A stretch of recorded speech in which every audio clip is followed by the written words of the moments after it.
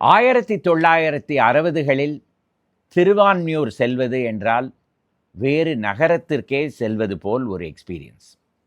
Bus எல்லாம் அடையார் முனையத்திலேயே நின்று போய்விடும். அதற்கு பிறகு நடந்துதான் செல்ல வேண்டும். 1960களில் வரலாறு படைத்த அந்த மருந்தீஸ்வரர் கோவிலுக்கு எழுத்தப்புறத்தில் ஒரு கிளாக் டவர் அமைக்கப்பட்டது. அது மாடர்ன் ஸ்டைல், அதாவது ப்ரூட்டலிஸ்ட் பாணியில் கட்டப்பட்ட ஒரு கிளாக் டவர். இதற்கு முன்னாடி நாம் ஆர்ட் டெக்கோ பாணியில் கட்டப்பட்ட கிளாக் டவர்களை எல்லாம் பார்த்தோம். சென்னையின் முதல் ப்ரூட்டலிஸ்ட் கிளாக் டவர் இதுதானாக இருந்திருக்க வேண்டும். ஆனால் இந்த கடிகாரம் எத்தனை வருடம் வேலை செய்தது என்று ஒரு கேள்வியை கேட்டீர்களானால் அதற்கு ஒரு பதில் இல்லை. பல வருடங்களுக்கு அந்த கடிகாரம் நின்று போய்விட்ட பிறகு மிகவும் மோசமான நிலையில் இருந்தது. சமீப காலத்தில் கடிகாரமும் இல்லை, கிளாக் டவரும் இல்லை.